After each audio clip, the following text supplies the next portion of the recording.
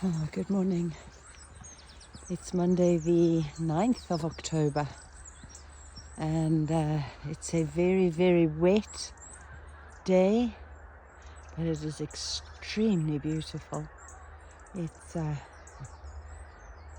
the day after all the rain for the last 2 days, and everything is absolutely sodden and dark green and wet, and just through the clouds there's hints of blue sky, and it's mild temperature, and there we go. That's better. It's been a long time since I did a walk. It's been ages. I actually can't remember the last time I did a walk and what I would have even talked about, but yeah, it's been a busy old time. A lot happening in personal life and things. There's a little bird there. Oh, he's gone. Little sparrow. And across the bay there, you can hopefully pick up the sound of the pink-footed geese that are roosting and getting ready to take flight. And they will start flying out, and there'll be squadrons of them in the sky, and hopefully the shooters will, well, maybe they will have slept in, but that's unlikely. There does seem to be quite a appetite for killing in many people still.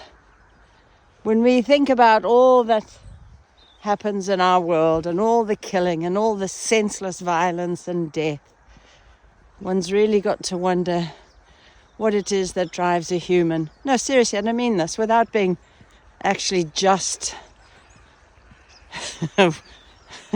repulsed.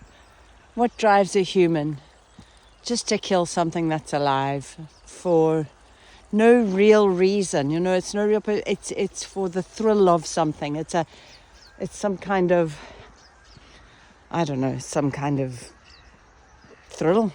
I don't get it. We're now sitting with a new war.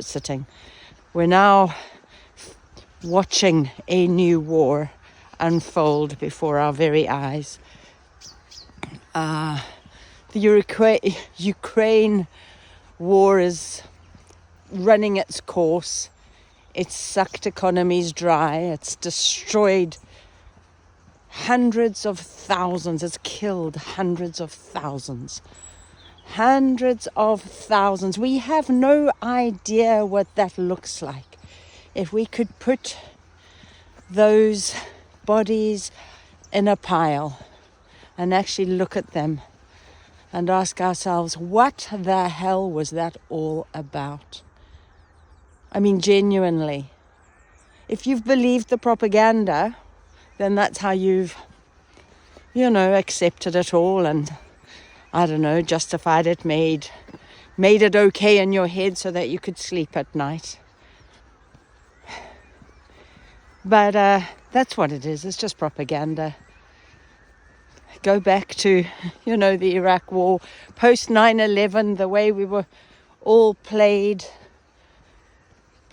by America, played by Britain, into thinking there was a justification to go into Afghanistan and Iraq and kill countless hundreds of thousands, maybe 1 million or more. I don't know the numbers, but people, I can't even imagine what it must be like where you're just sitting in your house and the next thing you know, you hear a noise and it's either you or your neighbor who are taken out by invisible flying death coming from places unseen, unknown, at times unknown. Just more collateral damage.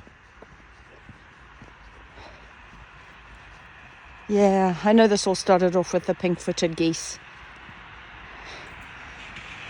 You know, just the death and destruction, violence that seems to be so much part of who we are as humans.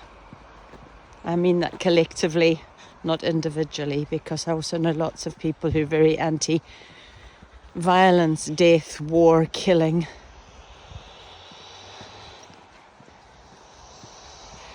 The vehicles are starting, so I better just get off the road again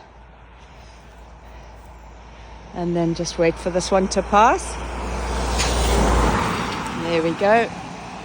Probably won't talk for too long because I forgot to bring my earbuds in. It's just a bit noisy.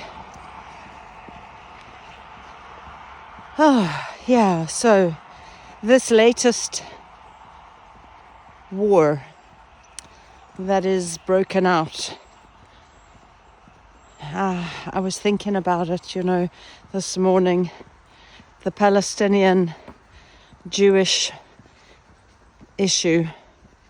And I was thinking back, through the decades of my life where I would have been staunchly, absolutely 100% pro one side against the other. And I no longer am. I'm not pro any side. I'm pro both sides. I'm not pro one side against the other.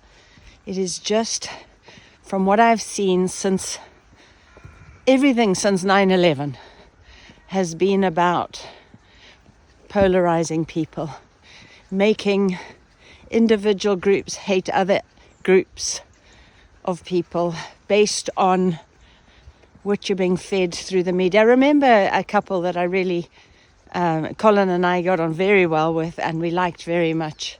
And they did one of these Christian tours. I'm assuming it was Christian, but they went across to Israel for a tour, as many, many Christians try to do.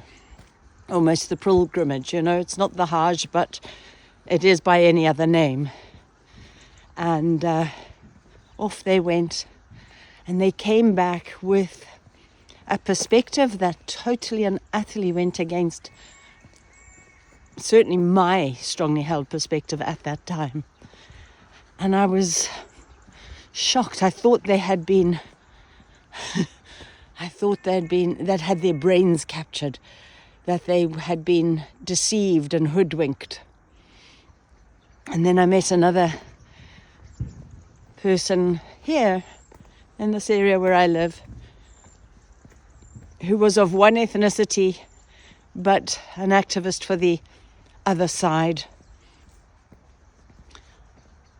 And that really started me, I suppose there was this little question mark. Well, if you're one side, but you're pro the other side, ethnically speaking, one side, but pro the other side, What don't I know? I remember the person saying to me, what was my thinking on it? And at that point I was like, my worldview is biblical.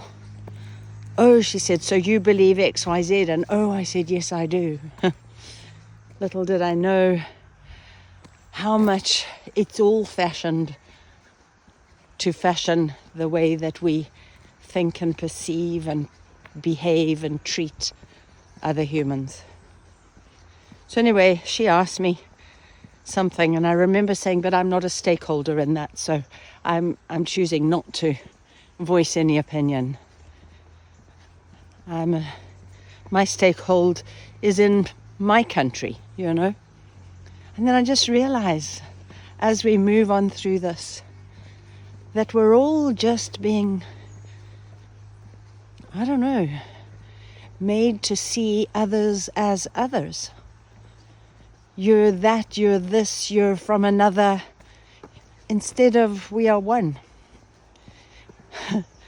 And whilst I don't hold to any religion or any religious tradition, kind of like ritualistic practice or anything, there was a chap years ago, he was one of the popes, and it was in the 80s, I believe, and was in Glasgow, Colin often references this and says, we are all brothers and sisters. And I said to Colin, I said, it's true. We all are. And he wasn't wrong. We are all of the human race.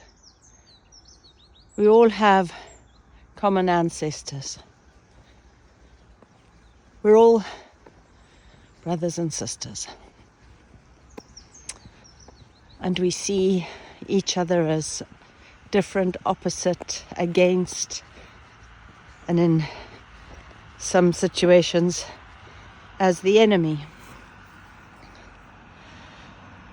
And if I consider my brother or sister my enemy, it just means I am my own enemy, really.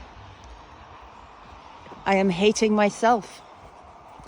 I'm hurting myself. I'm killing myself. There's a scripture in the Bible, in the Christian Bible, that says if one member of the body hurts, the whole body hurts, or one part of the body, because there is not a single part of the body that is not connected.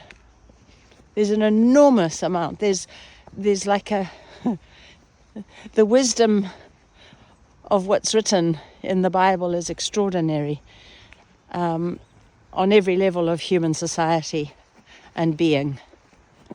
And it talks about the interconnectedness of the entire body, spirit, soul, and physical body.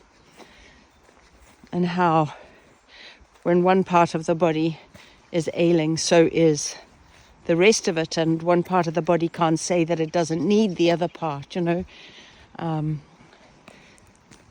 that applies not only to an individual biological entity, but to the entire body that we make up of humanity. So it really is deeply disturbing that we are so easily, manipulated and made to be divided, to hate each other, to loathe each other, to fight each other, to be against each other, to look to do harm, and to fool ourselves that in that we're actually doing something right. We are deeply deluded on so many levels, and we all are. The programming started at the day of birth and continued on because our parents had that programming and their parents had that programming, and it's been going on for hundreds of years. It would be wonderful if we could all lay down the weapons of our tongues, our minds, the guns, the bombs, the blades, the batons, the baseball bats, the fists, the thoughts, and just look out and see that we are one, not only with each other as Homo sapien sapien, human being, but one with all that is alive, one with all that is created, one with everything that has being. Wouldn't that be wonderful? Imagine if we would live as one. Hope that you have an extraordinary day. I am blessed by the beauty, blessed by the birdsong, blessed by the gift that is today. And I hope that your day is something that brings you a smile, peace, hope, joy, connection, and love. Bye for now.